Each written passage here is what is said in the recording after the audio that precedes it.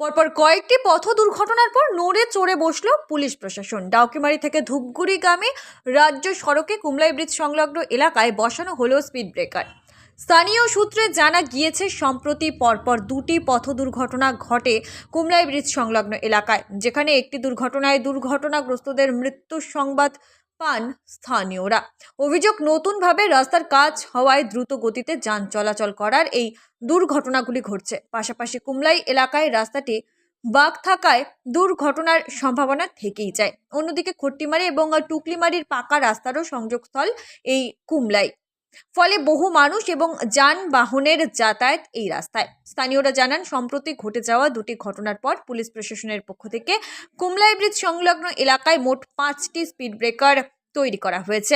পাশাপাশি বসানো হয়েছে ব্যারিয়ার এবং ট্রাফিক নিরাপত্তা শঙ্কু। পথ দুর্ঘটনা এড়াতে পুলিশ প্রশাসনের এই উদ্যোগে খুশি স্থানীয়রা।